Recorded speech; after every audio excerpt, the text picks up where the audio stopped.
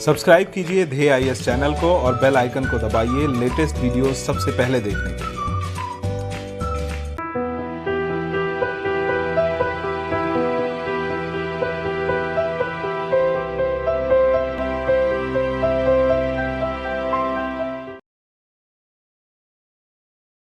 नमस्कार, मैं सुनील वर्मा ध्येय आईएएस टीम की ओर से आपका स्वागत करता हूं ध्येय टीवी पर। हम बात करेंगे डेली करंट अफेयर्स के अपने प्रोग्राम पर, जैसा कि हम प्रतिदिन करते आए हैं। इस वीडियो में मैं दो टॉपिक डिस्कस कर रहा हूं। पहला जो टॉपिक है उसमें हम बात करेंगे सार्क के विषय में, समझने का प्रयास करेंगे कि सार्क क्या है, इसमें नया क्या हुआ है जिसके वजह से सार्क चर्चा में बना हुआ है। वहीं जो दूसरी खबर है उसमें हम बात करेंगे चेन्नई से व्लादिवोस्टोक तक बनने वाले ओशन रूट या सी लिंक प्रोजेक्ट पर। समझेंगे कि चेन्नई से लेकर व्लादिवोस्टोक तक बनने वाला ओशन रूट भारत और रूस के लिए क्यों महत्वपूर्ण है, भारत के यहां पर कौन कौन से हित दिखाई देते हैं और भारत किन किन उद्देश्यों को साधने के लिए इस ओशन रूट पर आगे बढ़ रहा है। आइए इन्हीं दोनों खबरों को एक एक करके विश्लेषित करते हैं। सबसे पहले हम बात करेंगे सार्क के विषय में। आप स्क्रीन को थोड़ा ध्यान से देखिए, यहां पर आपको झंडे दिखाए गए हैं जो कि सार्क कंट्री के सदस्यों के हैं। इसमें अपना देश का एक झंडा भी दिखाई देगा। तो थोड़ा सा समझते हैं आखिर सार्क है क्या, तब हम समझ पाएंगे कि भारत ने जो कदम उठाया है वह कितना महत्वपूर्ण है। तो दक्षिण एशियाई क्षेत्रीय सहयोग संगठन, जिसको इंग्लिश में हम शॉर्ट करते हैं तो इसको बोला जाता है सार्क, इसकी स्थापना हुई थी 8 दिसंबर 1985 को। इसके जो संस्थापक देश थे उसमें भारत था, बांग्लादेश था, भूटान था, मालदीव था, नेपाल था, पाकिस्तान था और श्रीलंका भी था। इस तरह से 7 देश यहां पर आपको दिखाई देंगे। वर्ष 2005 में यहां पर 8वां सदस्य भी जुड़ता है जो है अफगानिस्तान, और यह जुड़ा था इसके 13वें वार्षिक शिखर सम्मेलन में। अब इस शब्द को थोड़ा सा फिर से ध्यान दीजिए। इस शब्द, यह जो संगठन है इसका नाम क्या है कि दक्षिण एशियाई क्षेत्रीय सहयोग संगठन, अर्थात ऐसा संगठन जो कि क्या करेगा, दक्षिण एशियाई जो देश हैं उनके विकास को स्थापित करेगा, इस क्षेत्र में सहयोग को बढ़ाकर क्या करेगा, एक नया रूप देगा और इस क्षेत्र की समस्याओं चुनौतियों को साधने के लिए एकजुटता का विकास करेगा। कुल मिलाकर यह एक क्षेत्रीय सहयोग संगठन है जिसमें इस क्षेत्र के जो मुद्दे हैं, जो समस्याएं हैं, उनको लेकर यह कार्य करता। लेकिन आपको पता है कि सार्क में जो भारत की भूमिका होनी चाहिए या फिर जो यह क्षेत्रीय सहयोग संगठन है, जितना यह हासिल कर पाता उतना हासिल नहीं कर पाया। कारण यह है कि पाकिस्तान इसमें हमेशा रुकावट पैदा करता रहा है और पाकिस्तान के पीछे चाइना होता है। कई बार चाइना नेपाल को आगे करके, पाकिस्तान को आगे करके इस क्षेत्रीय सहयोग संगठन को कमजोर करता रहा और इस कमजोर करने के ही प्रयास में कई बार हमने देखा है कि जो सार्क संगठन है, ऐसा महसूस होता है कि वह खत्म हो चुका है। लेकिन भारत बार बार उसको संभालने के लिए, उसको आगे बढ़ाने के लिए प्रयास कर रहा है। तो हमने समझा कि इसके सदस्य देश कौन से हैं, इसकी स्थापना कब हुई थी और इसका जो सचिवालय और मुख्यालय है वह ध्यान दीजिएगा वो काठमांडू नेपाल में। अब ये जो संगठन है, इस संगठन का कुछ तो उद्देश्य होगा और उन्हीं उद्देश्यों को पूरा करने के लिए भारत ने हाल ही में कुछ कदम उठाए। तो देखिए पहले उद्देश्यों को समझ लीजिए कि आखिर जब ये संगठन बना है तो इसके उद्देश्य क्या क्या रखे गए। पहला उद्देश्य है कि दक्षिण एशिया के लोगों के जीवन स्तर में गुणात्मक सुधार लाया जाए और कल्याण को बढ़ावा दिया जाए। कल्याण को बढ़ावा देने का मतलब यह है कि यहां के जो लोग हैं उनके जीवन स्तर को ऊपर उठाने के लिए इस क्षेत्र में जो लोग रहते हैं उनका आर्थिक विकास, उनका सामाजिक विकास, उनका सांस्कृतिक विकास कर कर इनको क्या किया जाए, देश के सबसे अच्छे या फिर जो है कि विश्व के सबसे अच्छे मानव संसाधन में कन्वर्ट करने का उद्देश्य रखा गया है। यह कहता है संगठन कि हम सामूहिक आत्मनिर्भरता का विकास करेंगे और अपने संबंधों को मजबूत करेंगे। यह संगठन कहता है कि हमारा उद्देश्य है आर्थिक, सामाजिक, सांस्कृतिक, वैज्ञानिक, ये जो शब्द है वैज्ञानिक पर ध्यान दीजिएगा, वैज्ञानिक सहयोग को बढ़ाएंगे। यह भी कहता है कि जो समान हित के मामले आएंगे उसमें हम अंतरराष्ट्रीय मंचों पर इस क्षेत्र की समस्याओं को रखेंगे। अब तो ये तो हो गया उद्देश्य, फिर आखिर इन उद्देश्यों को प्राप्त करने के लिए कौन कौन से कार्य क्षेत्र हैं। तो पहला कार्य क्षेत्र है कि गरीबी का उन्मूलन किया जाएगा। दूसरा है शिक्षा और स्वास्थ्य को बढ़ावा दिया जाएगा। अगला है विज्ञान और प्रौद्योगिकी में सहयोग स्थापित किया जाएगा। अगला जो कार्य क्षेत्र है कि ऊर्जा और परिवहन के क्षेत्र में सहयोग को बढ़ाया जाएगा। सामाजिक मुद्दों पर ध्यान दिया जाएगा। बायोटेक्नोलॉजी के क्षेत्र में सहयोग स्थापित किया जाएगा। पर्यावरण और प्राकृतिक आपदाओं को रोकने के लिए एकजुटता दिखाई जाएगी और जो पर्यावरणीय समस्याएं हैं उनके उपशमन अर्थात उनके रोकथाम के लिए क्या होगा, सहयोग बढ़ाया जाएगा। और सबसे लास्ट में कि ओवरऑल मानव संसाधन का विकास हम सर्वोच्च तरीके से कहें। अब यह तो था कार्य क्षेत्र। अब इस कार्य क्षेत्र को प्राप्त करने के लिए इस संगठन का एक सचिवालय बनाया गया है। एक आपने सुना होगा कि जो राष्ट्र के प्रमुख होते हैं उनका एक शिखर सम्मेलन होता है, और ऐसे ही एक प्रयास और है कि विदेश सचिवों की स्थायी समिति। इन तीन माध्यमों से क्या होता है, सार्क के लक्ष्यों को प्राप्त करने का प्रयास किया जाता है। और इन लक्ष्यों को प्राप्त करने के लिए अभी तक कुछ निकाय गठित किए गए हैं। ये जान लीजिए, आपकी परीक्षा के पॉइंट ऑफ व्यू से काफी जैसे कि आपको पता है कि दक्षिण एशियाई विश्वविद्यालय बनाया गया है, जिसमें दक्षिण एशियाई देशों के जो सदस्य होते हैं, जो युवा होते हैं, उनके टीचिंग के लिए, उनके अध्यापन की व्यवस्था की गई है। ये भारत में ही है। ठीक इसी तरह से सार्क विकास कोष बनाया गया है, अर्थात सार्क डेवलपमेंट फंड बनाया गया है, जिसके माध्यम से क्या किया जाता है, डेवलपमेंट को बढ़ावा देने का प्रयास किया जाता है। ठीक इसी तरह से दक्षिण एशियाई क्षेत्रीय मानक संगठन का निर्माण किया गया है। और यह मानक संगठन क्या करता है, यह मानक संगठन एक तरह का स्टैंडर्ड निर्धारित करता है, और इसका जो मुख्यालय है वह ढाका बांग्लादेश में है। इसी तरह से सार्क मध्यस्थता परिषद का भी गठन किया गया। तो यह तो वह चीजें थी जो सार्क ने अपने उद्देश्यों को प्राप्त करने के लिए अभी की थी। प्रश्न आएगा अभी क्या हुआ। तो अभी क्या हुआ ये देख लीजिए। हाल ही में भारत के पड़ोसी देशों की एक वर्चुअल वर्कशॉप भारत द्वारा आयोजित की गई, और इसका जो शीर्षक था वो ध्यान दीजिएगा, कोविड-19 management experience, good practices and way forward. अर्थात जो हमने कोविड-19 का जिस तरह से मैनेजमेंट किया है, जो हमारे अनुभव रहे हैं, जो हमने अच्छे कार्यों के माध्यम से जो अपने यहाँ पे कोविड के केसेस को कम किया है, या फिर हमने लोगों के जीवन को बचाया है, इस चीज को कैसे आगे बढ़ाकर अब हम क्या करें, इस पूरे क्षेत्र के जो विकास है उसको गति दें, साथ ही साथ यहाँ पर आर्थिक विकास को इस रूप में आगे बढ़ाएं जिससे कोविड-19 के भी इंपैक्ट को कम किया जा सके और बढ़ती हुई केसेस को भी रोका जा सके। तो यही इसका थीम था, इसी के इर्द गिर्द बातें हुई हैं। इसकी अध्यक्षता की थी, ये जो वर्कशॉप आयोजित किया गया है इसकी अध्यक्षता भारत के हेल्थ सेक्रेटरी राजेश भूषण के द्वारा की गई थी। लेकिन माननीय प्रधानमंत्री नरेंद्र मोदी ने भी इस वर्कशॉप को संबोधित किया। इस संबोधन के द्वारा प्रधानमंत्री ने घोषणा किया कि भारत क्या करेगा, अपने पड़ोसी देशों के डॉक्टर, नर्स और साथ ही साथ किसी मरीज के मेडिकल आवश्यकता के लिए क्या करेगा, एक स्पेशल वीजा लेकर आएगा। अर्थात अब हमें एक नया स्पेशल वीजा देंगे जो कि एक प्रकार का मेडिकल वीजा होगा, और इसके माध्यम से क्या होगा कि अगर कोई डॉक्टर, कोई जो है कि पेशेंट, कोई मरीज किसी भी कार्य के लिए जो है कि भारत आना चाहता है, किसी पेशेंट का इलाज कराना चाहता है, तो तुरंत उसको क्या हो जाए, मेडिकल वीजा। अर्थात वो वीजा की जो प्रक्रिया है कि वो अप्लाई करेगा, फिर उसको चेक किया जाएगा, फिर उससे पूछा जाएगा किस तरह की चीजें, वो नहीं किया जाएगा। अर्थात जो ये वीजा होगा क्या होगा, ऑन अराइवल होगा, यह तुरंत आपको वीजा मिल जाएगा। इससे क्या होगा कि जैसे मान लेते हैं कि सार्क के जो सदस्य देश हैं उनको यह लगता है कि हमें क्या है, किसी आकस्मिक कंडीशन में हमको जो है कि कुछ डॉक्टर्स को, नर्स की मदद चाहिए, या फिर जो है कि किसी पेशेंट को इंडिया में लाकर ट्रीटमेंट करवाना है। आपने कई बार ऐसे केसेस देखे हैं कि बच्चों के केसेस में, महिलाओं के केसेस में तुरंत ये रहता है कि कहीं अच्छी जगह रेफर करना है। तो ऐसी कंडीशन में क्या होगा, यह जो स्पेशल वीजा है काम करेगा। अर्थात भारत ने कहा है कि हमें यह आवश्यकता है, हमें इस चीज को समझने होगा कि जो जीवन है व्यक्ति का वो सबसे ऊपर है, और सबसे ऊपर जो जीवन है उसको बचाने का हर संभव हमको प्रयास करना होगा। और उस हर संभव प्रयास में भारत ने कहा है कि हम इस प्रकार की मेडिकल वीजा देने के लिए हम जो है कि प्रयास कर रहे हैं, और जल्द ही वीजा दिया जाएगा। अर्थात अगर कोई बांग्लादेश का व्यक्ति, कोई नेपाल का व्यक्ति अगर, या फिर किसी अन्य देश का जो सार्क का सदस्य है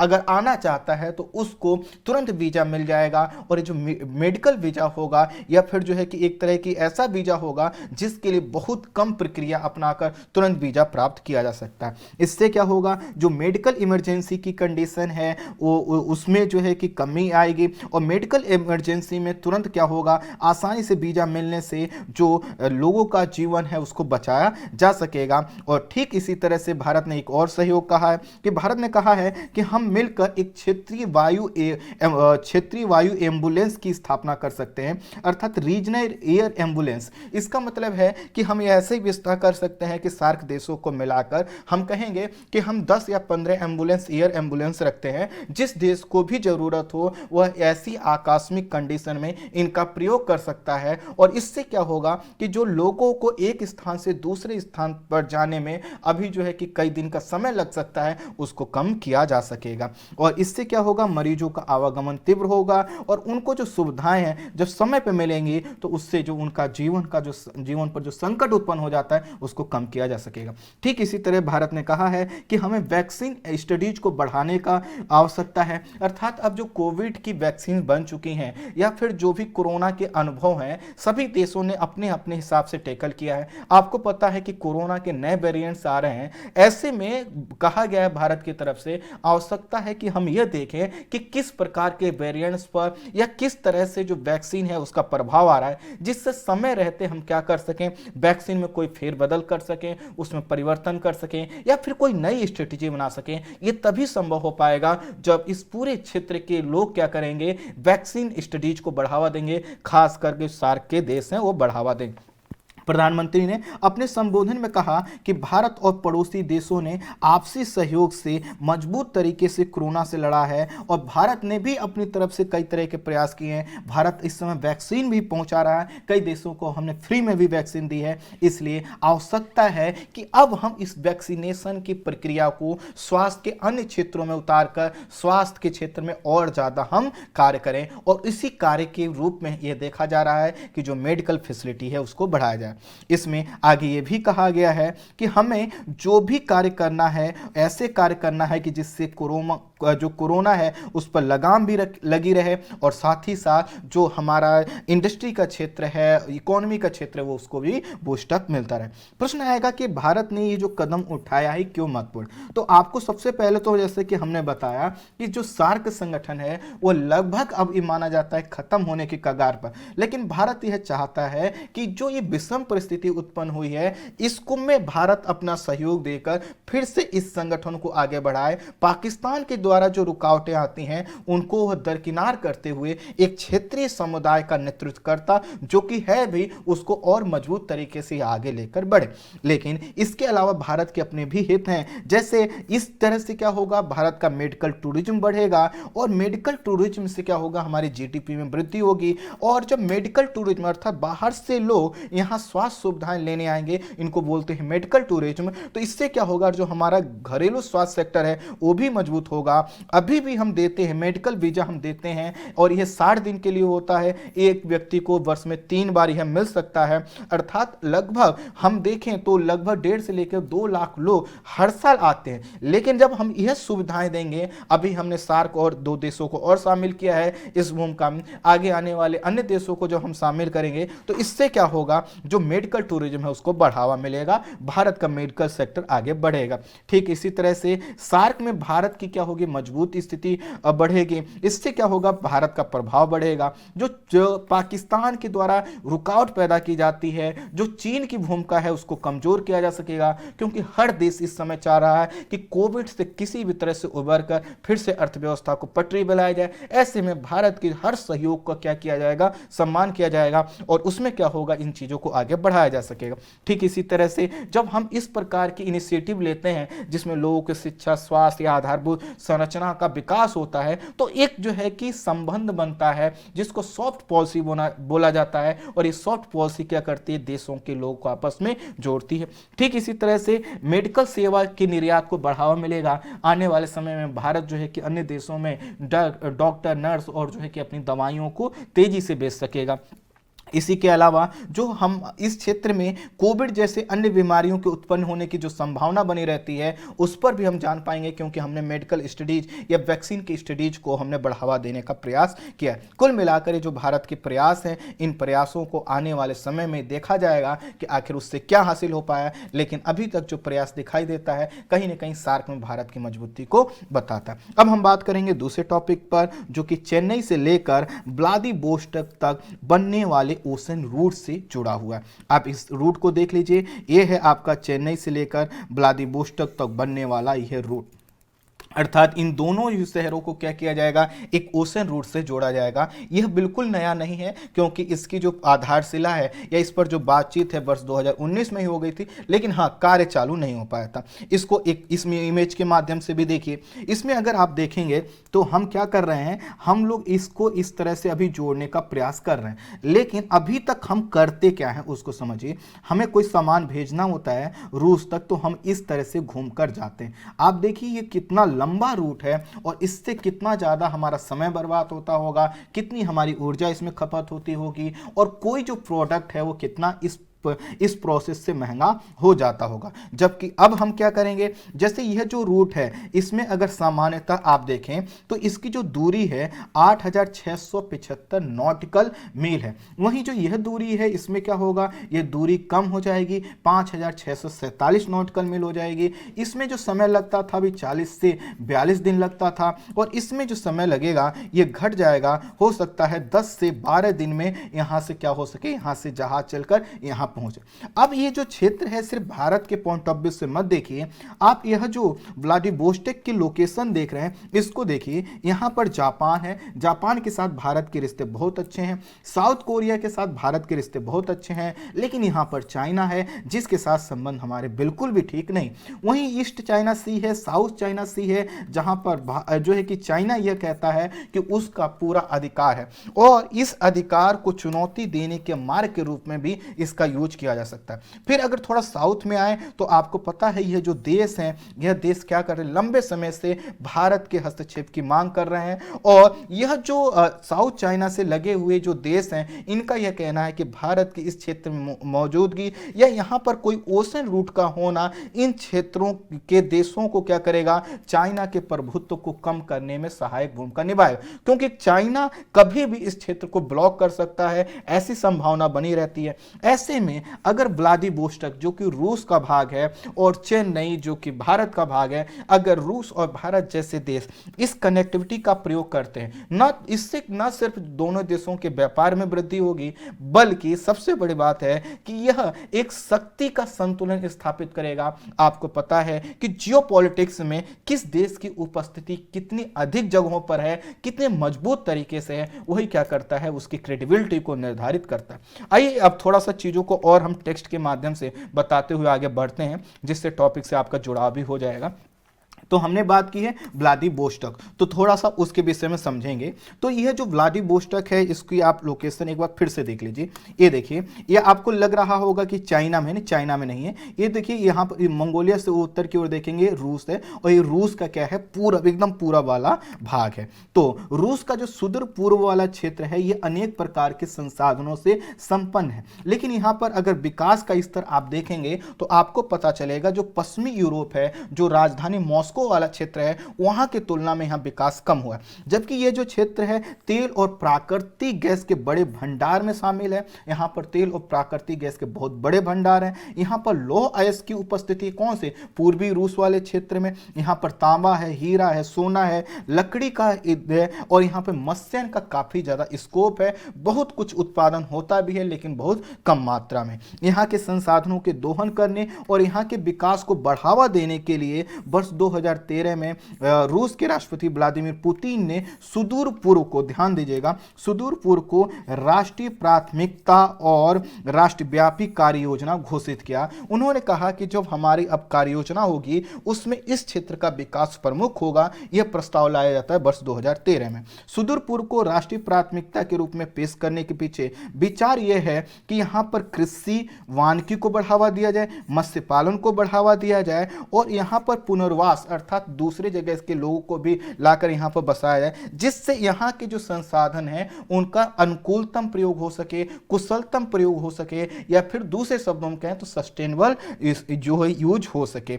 और इसीलिए हर साल क्या होता है, व्लादिवोस्टॉक में आपको पता है रूस क्या करवाता है, पूर्वी आर्थिक मंच जो है कि ईस्ट का आयोजन करता है और यहाँ पर देशों को आमंत्रित करता है कि आप आइए इस क्षेत्र में निवेश करिए। भारत में इसमें भागीदारी कर चुका है, जापान भी कर चुका है, चाइना भी कर चुका है। वर्ष 2019 के अंत में व्लादिवोस्टॉक में जो 5वां पूर्वी आर्थिक मंच का आयोजक बैठक का हुआ था, इसमें माननीय प्रधानमंत्री ने शिरकत की थी और रूस के सुदूर पूर्वी क्षेत्र के विकास के लिए भारत ने $1 अरब का लाइन ऑफ क्रेडिट देने की भी घोषणा की थी। लाइन ऑफ क्रेडिट का मतलब है कि भारत ने कहा कि हम आपको एक ऐसा चेक देते हैं जो कि क्या होगा, $1 अरब का होगा। इसमें से आप जितना पैसा प्रयोग कर सकते हैं इस क्षेत्र के विकास के लिए कीजिएगा, और जितना पैसा आप प्रयोग करेंगे उसी को आपको रिटर्न करना होगा और उसी पर इंटरेस्ट देना होगा। तो इसको बोला जाता है लाइन ऑफ क्रेडिट। प्रधानमंत्री ने पहली बात तो कहा कि हम $1 अरब का क्या करेंगे,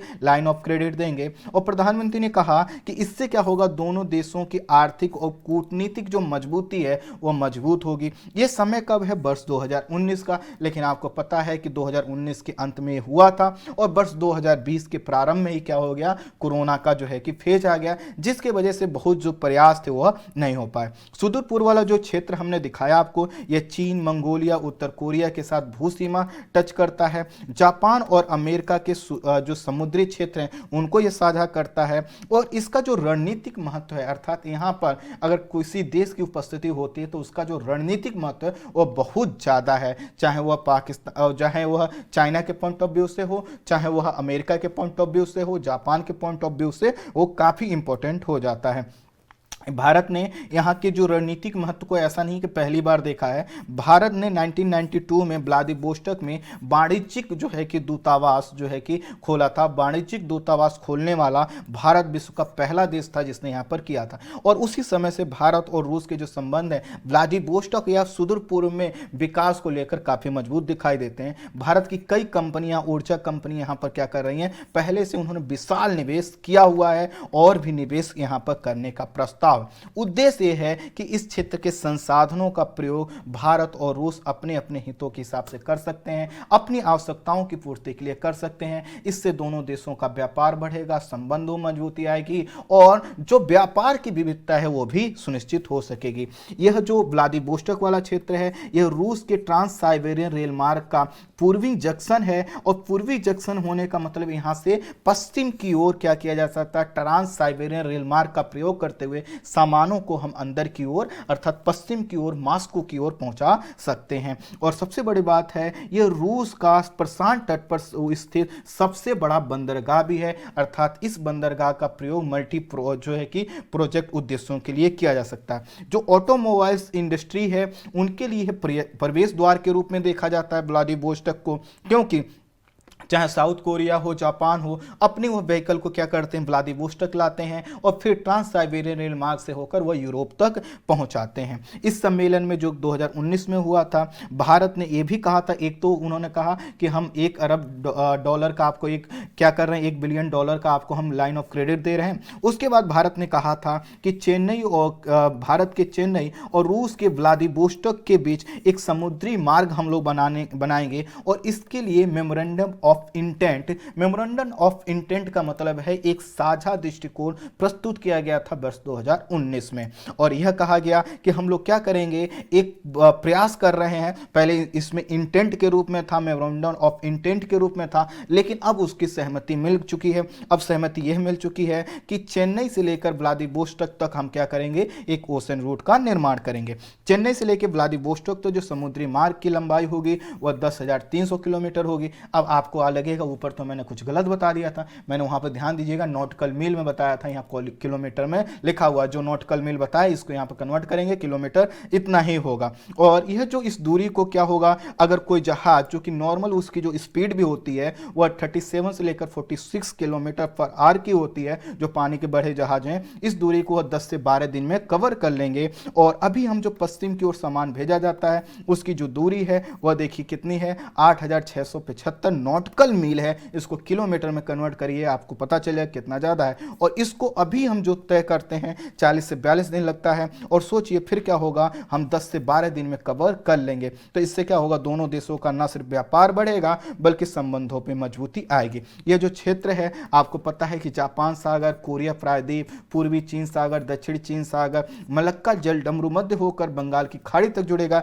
इससे इस पूरे क्षेत्र में भारत का आवागमन सुनिश्चित होगा। व्लादिवोस्टोक तक एक बार अगर हम वस्तु और सामान को पहुंचा देने के बाद रूस के आंतरिक मार्गों में, आंतरिक क्षेत्रों में हमारे सामानों या उत्पादों को पहुंचाना आसान होगा। चाहे मेक इन इंडिया का हो, आत्मनिर्भर भारत के हमारे जो प्रोजेक्ट हों, या फिर किसी भी तरह की चीज़ों का निर्यात करना हो, यह हमारे लिए काफ़ी आसान हो जाएगा। यह दोनों देशों के व्यापार को बढ़ाएगा। जैसा कि आपको पता है इस समय जो दोनों देशों का द्विपक्षीय व्यापार है लगभग 8 से लेकर 9 बिलियन डॉलर तक का है। लेकिन दोनों देशों ने टारगेट रखा है कि वर्ष 2025 तक इसे बढ़ाकर 30 बिलियन डॉलर तक किया जाएगा। यह लक्ष्य भी क्या होगा, इस मैरीटाइम रूट से या फिर ओशन रूट से पूरा हो पाएगा। इसके अलावा भारत की उपलब्धि इंडो पैसिफिक क्षेत्र में यह बढ़ेगी। और इंडो पैसिफिक क्षेत्र वही है जो हमने दिखाया आपको। और इससे क्या होगा, चीन के जो महत्वाकांक्षी मैरीटाइम सिल्क रूट है, ध्यान दीजिएगा, जो मैरीटाइम सिल्क रूट है उस पर चाइना ने काफ़ी ज़्यादा इन्वेस्ट किया है। और यह जो मैरीटाइम सिल्क रूट है चाइना का, वह चाइना की बेल्ट एंड रोड इनिशिएटिव का पार्ट है। इसका भी एक जवाब के रूप में इसको देखा जा रहा है। अर्थात भारत का जो प्रयास है वह काफ़ी ज़्यादा मजबूत है और कई तरह के उद्देश्यों को लेकर यह आगे बढ़ रहा है। इसके अलावा ये जो हम रूट बना रहे हैं ओशन, चेन्नई से लेकर व्लादिवोस्टोक तक, यह भारत को एक जो है कि ऊर्जा सुरक्षा भी सुनिश्चित करेगा। इसके पीछे कारण यह है कि जो मध्य पूर्व अर्थात गल्फ के क्षेत्र हैं वहां पर कई बार तनाव उत्पन्न होते रहते हैं और इससे तेल का जो आयात है उस पर संकट बना रहता है। लेकिन भारत अगर इस ओशन रूट को विकसित कर लेता है तो भारत के पास एक नया तेल रूट होगा वो, और इसके माध्यम से क्या करेगा भारत, अगर वो मध्य पूर्व में कोई ऐसी स्थिति होती है तो रूस से क्या करेगा, वह तेल को आयात कर सकते हैं। थोड़ा दूरी ज़्यादा है लेकिन अगर कम कीमत में मिले तो इसको हम लोग कवर कर सकते हैं। इसके अलावा भारत जो है कि तमिलनाडु के तिरुनेलवेली में रूस के सहयोग से जो परमाणु ऊर्जा संयंत्रों का निर्माण कर रहा है, इससे क्या होगा, इस मैरीटाइम रूट से उसको और क्या होगा, सहयोग मिलेगा। ठीक इसी तरह से भारत और रूस के संबंधों में हाल के समय में अमेरिका की वजह से या फिर अमेरिका की तरफ हमारे झुकाव की वजह से जो दूरी बढ़ी है उसको भी कम किया जाएगा। और इंडो पैसिफिक क्षेत्र में चाइना को नियंत्रित करने के साथ साथ जो भारत के चिंताएं हैं उसमें क्या होगा, रूस को सहयोगी बनाया जा सकता है। हाल ही में भारत के विदेश सचिव हर्षवर्धन श्रृंगला ने क्या किया है, 17 से 18 फरवरी को रूस का दौरा किया और इस प्रोजेक्ट को आगे बढ़ाने पर अपनी प्रतिबद्धता व्यक्त की। विदेश सचिव ने कहा है कि भारत रूस के कोयला और ऊर्जा के अन्य स्रोतों के उत्पादन को बढ़ाकर भारत के साथ इनके व्यापार को बढ़ाना चाहता है। इसके अलावा विदेश सचिव ने भारत और रूस दोनों के आपसी निवेश को बढ़ाने, उससे तेज करने और साथ ही साथ संसाधनों के दोहन करने और संसाधनों के व्यापार को बढ़ाने के लिए कहा है कि जो चेन्नई व्लादिवोस्टोक ओशन रूट है ये सबसे महत्वपूर्ण है, इस पर हमें तेजी से आगे बढ़ने की जरूरत है।